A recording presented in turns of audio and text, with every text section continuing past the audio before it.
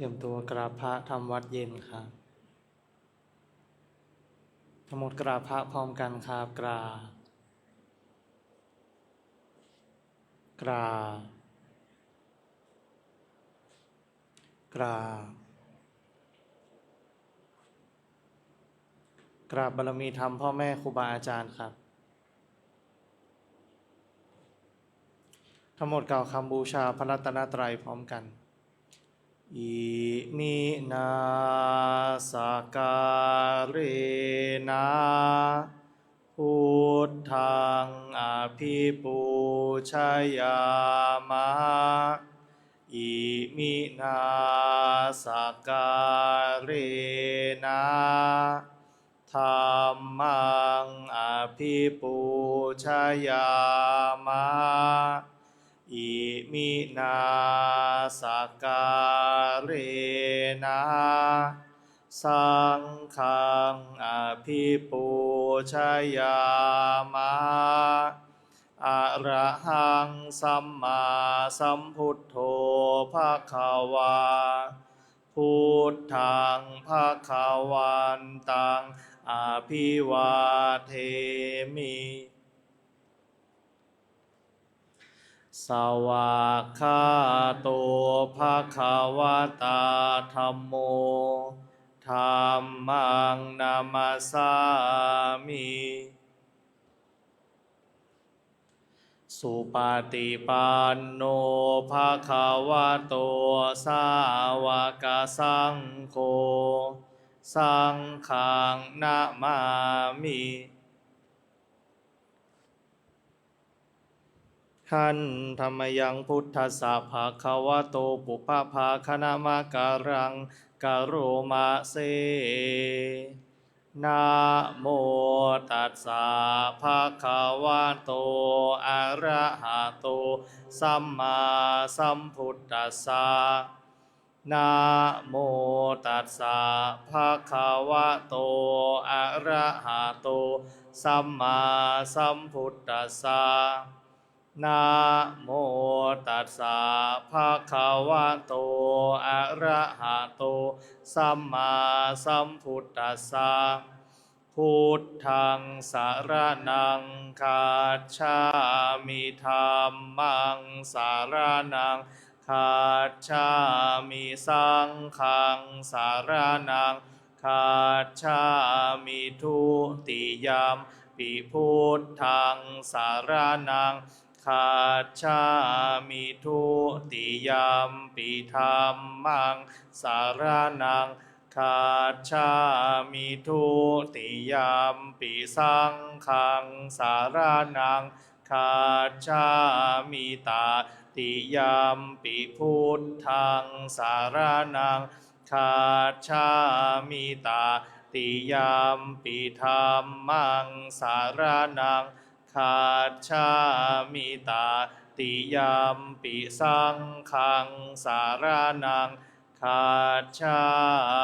มิเปิดหนังสือไปที่หน้า12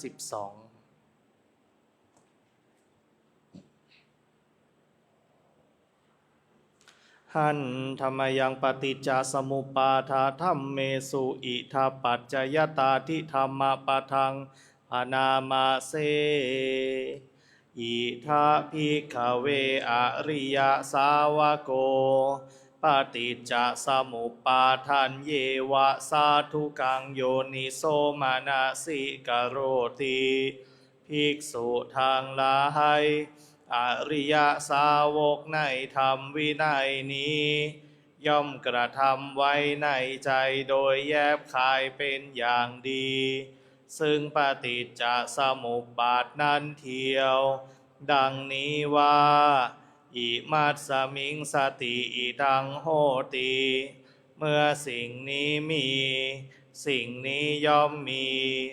อิมัสสุปาทาอิทังอุปัชชติเพราะความเกิดขึ้นแห่งสิ่งนี้สิ่งนี้จึงเกิดขึ้นอิมัสสมิงอสติอิทังนะโหติเมื่อสิ่งนี้ไม่มี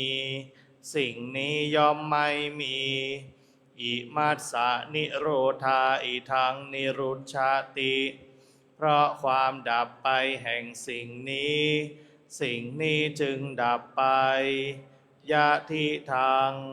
ได้แก่สิ่งเหล่านี้คือ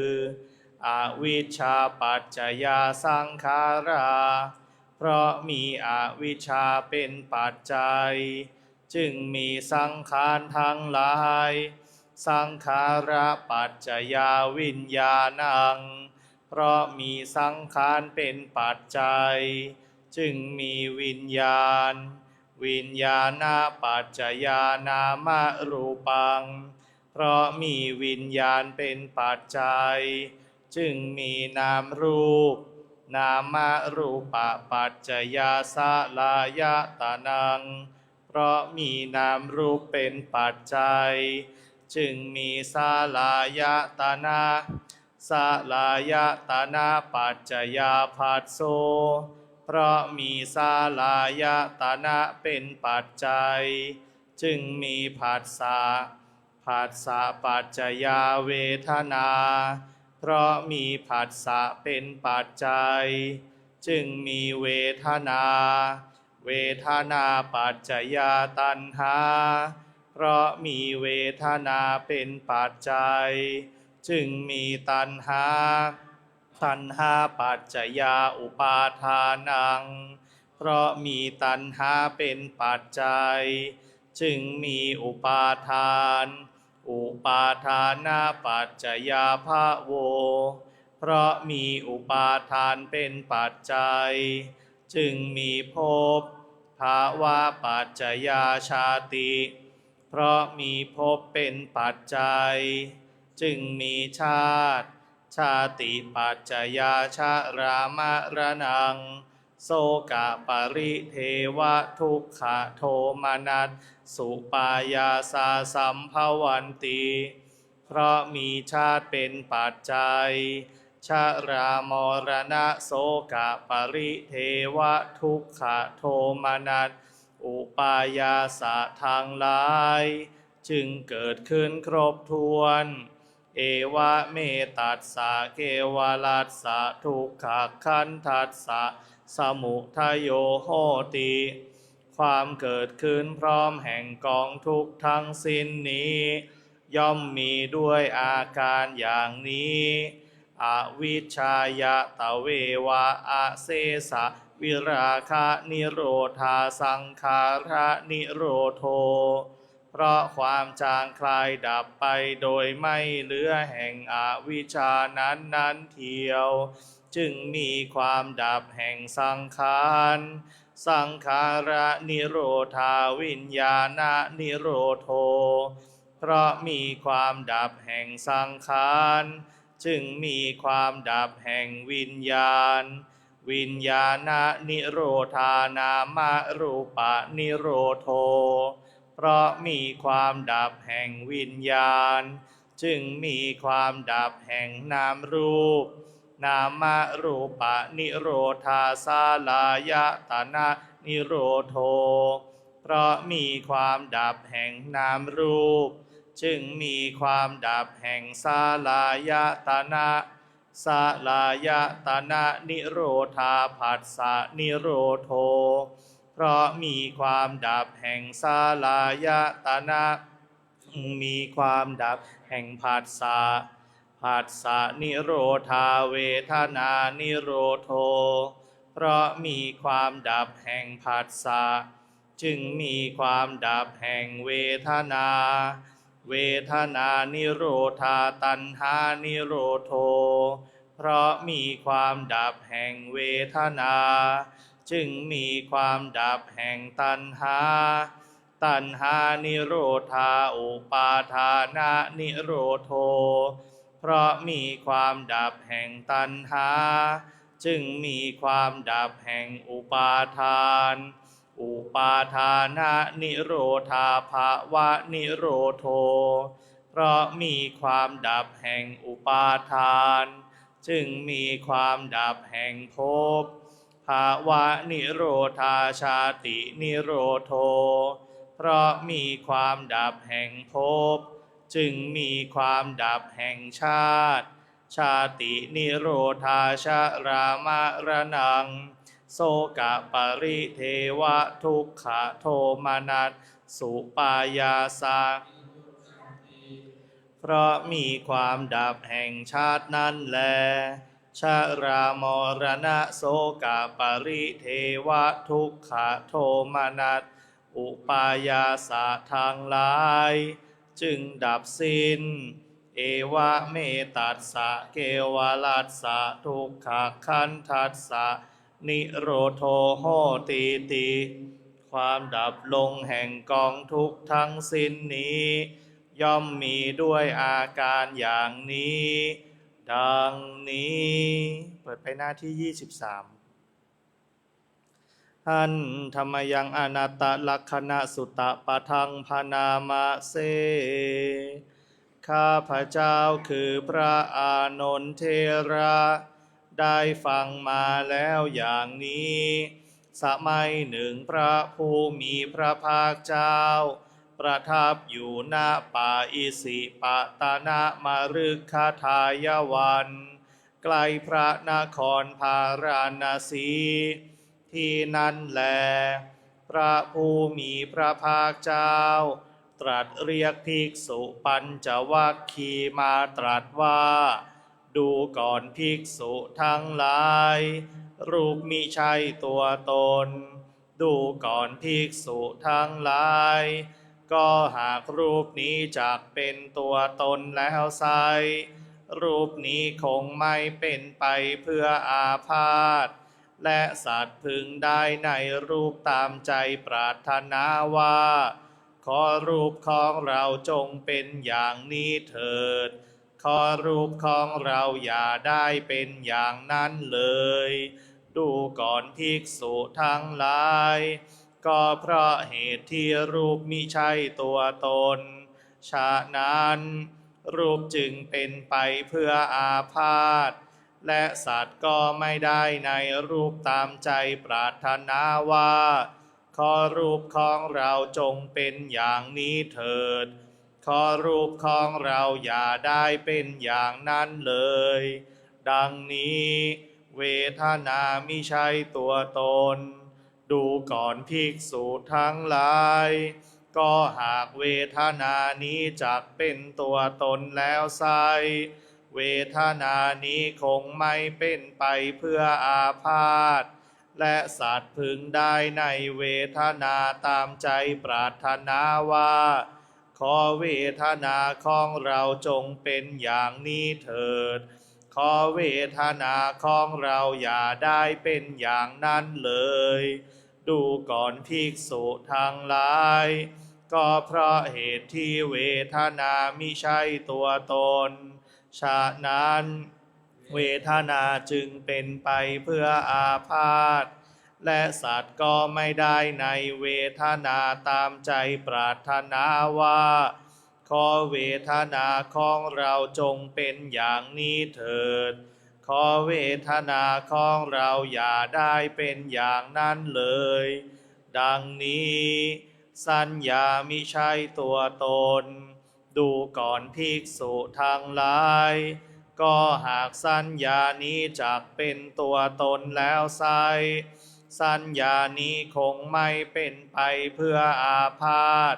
และสัตว์พึงได้ในสัญญาตามใจปรารถนาว่าขอสัญญาของเราจงเป็นอย่างนี้เถิด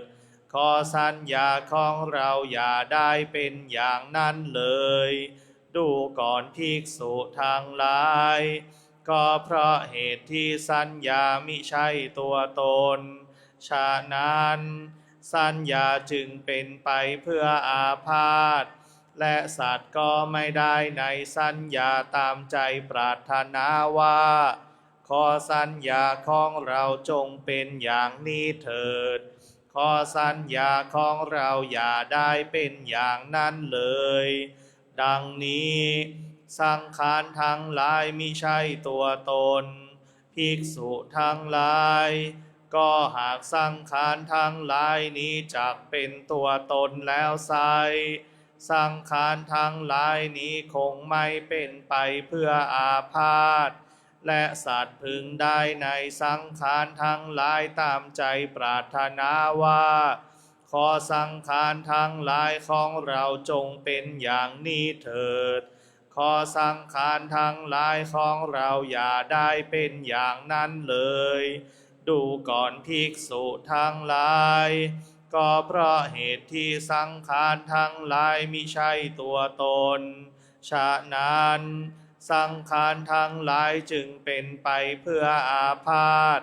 และสัตว์ก็ไม่ได้ในสังขารทั้งหลายตามใจปรารถนาว่าขอสังขารทั้งหลายของเราจงเป็นอย่างนี้เถิดขอสังขารทั้งหลายของเราอย่าได้เป็นอย่างนั้นเลยดังนี้วิญญาณมิใช่ตัวตนดูก่อนภิกษุทั้งหลายก็หากวิญญาณนี้จักเป็นตัวตนแล้วไซวิญญาณนี้คงไม่เป็นไปเพื่ออาพาธและสัตว์พึงได้ในวิญญาณตามใจปรารถนาว่าขอวิญญาณของเราจงเป็นอย่างนี้เถิดขอวิญญาณของเราอย่าได้เป็นอย่างนั้นเลยดูก่อนภิกษุทั้งหลายก็เพราะเหตุที่วิญญาณมิใช่ตัวตนฉะนั้นวิญญาณจึงเป็นไปเพื่ออาพาธและสัตว์ก็ไม่ได้ในวิญญาณตามใจปรารถนาว่าขอวิญญาณของเราจงเป็นอย่างนี้เถิดขอวิญญาณของเราอย่าได้เป็นอย่างนั้นเลยดังนี้ดูก่อนภิกษุทั้งหลายเธอทั้งหลายจะสำคัญความข้อนั้นเป็นไฉนรูปเที่ยงหรือไม่เที่ยงไม่เที่ยงพระเจ้าข้าก็สิ่งใดไม่เที่ยงสิ่งนั้นเป็นทุกข์หรือเป็นสุขเล่าเป็นทุกข์พระเจ้าข้าก็สิ่งใดไม่เที่ยงเป็นทุกข์มีความแปรปรวนเป็นธรรมดาควรหรือหนอที่จะตามเห็นสิ่งนั้นว่านั่นของเรานั่นเป็นเรานั่นตัวตนของเราไม่ควรเห็นอย่างนั้นพระเจ้าข้าดูก่อนภิกษุทั้งหลายเธอทั้งหลายจะสำคัญความข้อนั้นเป็นไฉนเวทนาเที่ยงหรือไม่เที่ยงไม่เที่ยงพระเจ้าข้าก็สิ่งใดไม่เที่ยงสิ่งนั้นเป็นทุกข์หรือเป็นสุขเล่าเป็นทุกข์พระเจ้าข้าก็สิ่งใดไม่เที่ยงเป็นทุกข์มีความแปรปรวนเป็นธรรมดาควรหรือหนอที่จะตามเห็นสิ่งนั้นว่านั่นของเรานั่นเป็นเรานั่นตัวตนของเราไม่ควรเห็นอย่างนั้นพระเจ้าข้าดูก่อนภิกษุทั้งหลายเธอทั้งหลายจะสำคัญความข้อนั้นเป็นไฉนสัญญาเที่ยงหรือไม่เที่ยงไม่เที่ยงพระเจ้าข้าก็สิ่งใดไม่เที่ยงสิ่งนั้นเป็นทุกข์หรือเป็นสุขเล่าเป็นทุกข์พระเจ้าข้าก็สิ่งใดไม่เที่ยงเป็นทุกข์มีความแปรปรวนเป็นธรรมดาควรหรือหนอที่จะตามเห็นสิ่งนั้นว่านั่นของเรานั่นเป็นเรานั่นตัวตนของเรา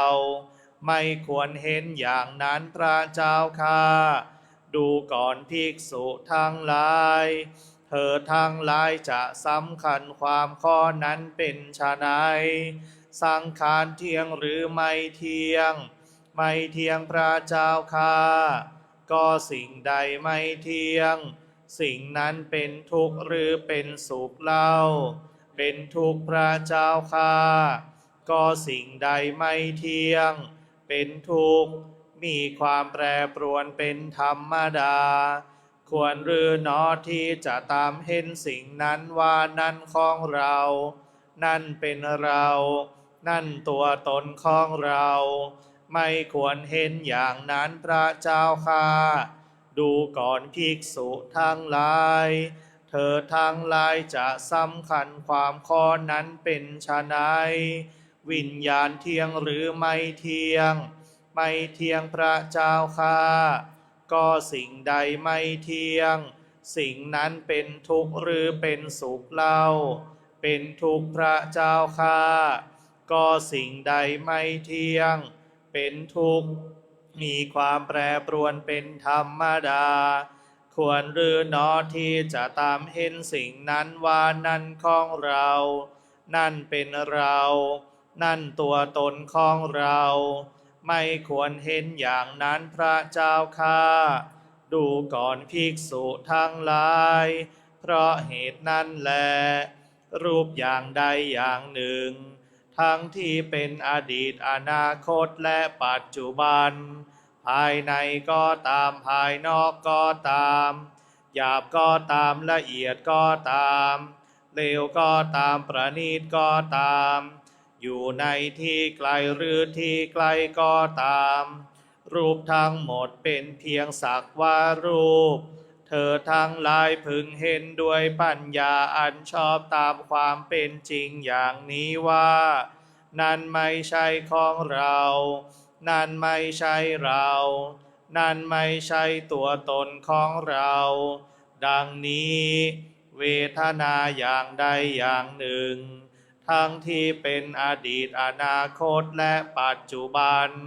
ภายในก็ตามภายนอกก็ตามหยาบก็ตามละเอียดก็ตามเลวก็ตามประณีตก็ตามอยู่ในที่ไกลหรือที่ไกลก็ตามเวทนาทั้งหมดเป็นเพียงสักว่าเวทนาเธอทั้งหลายพึงเห็นด้วยปัญญาอันชอบตามความเป็นจริงอย่างนี้ว่านั่นไม่ใช่ของเรานั่นไม่ใช่เรานั่นไม่ใช่ตัวตนของเราดังนี้สัญญาอย่างใดอย่างหนึ่งทั้งที่เป็นอดีตอนาคตและปัจจุบันภายในก็ตามภายนอกก็ตามหยาบก็ตามละเอียดก็ตามเลวก็ตามประณีตก็ตาม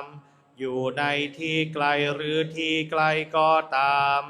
สัญญาทั้งหมดเป็นเพียงสักว่าสัญญา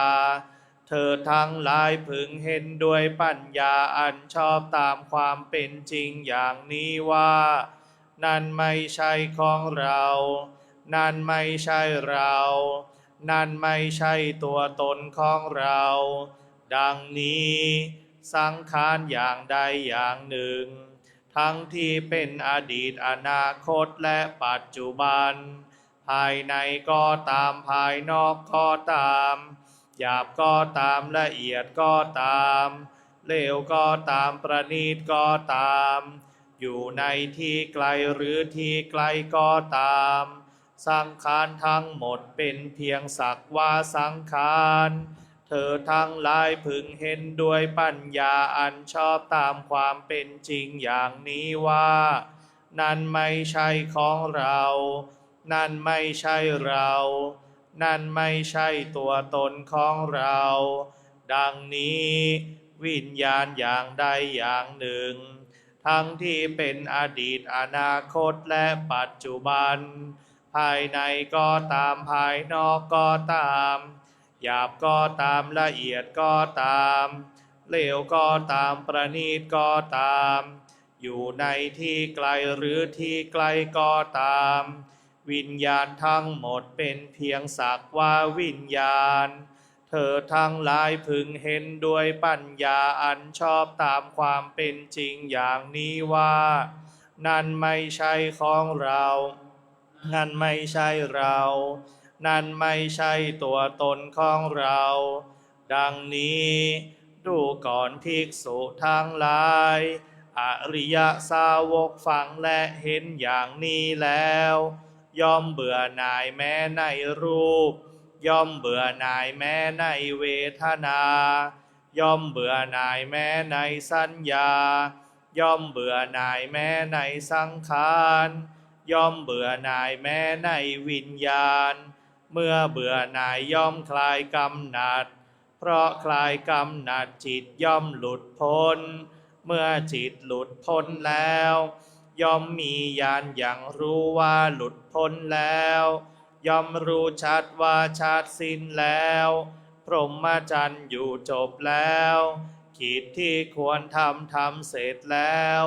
กิจอื่นเพื่อความเป็นอย่างนี้ไม่มีพระผู้มีพระภาคเจ้าได้ตรัสธรรมปริยายนี้จบลงแล้วภิกษุปัญจวัคคีย์ต่างมีใจยินดีชื่นชมพระภาสิทธิ์ของพระผู้มีพระภาคเจ้าก็แลเมื่อพระผู้มีพระภาคเจ้าตรัสไวยากรณ์นี้อยู่จิตของภิกษุปัญจวัคคีย์ได้หลุดพ้นแล้วจากอาสวะทั้งหลายเพราะไม่ยึดมั่นถือมั่นด้วยอุปาทานดังนี้แลสำหรับการสวดมนต์สาธยายธรรมในช่วงเย็นไว้แต่เพียงเท่านี้ลำดับต่อไปเราจะได้นั่งสมาธิภาวนาก่อนอื่นให้เราผ่อนคลายอิริยาบถก่อนขยับแขนขยับขานะบิดซ้ายบิดขวาทำความรู้สึกตัวก่อนให้มันคลายจากความปวดความเมื่อยก่อน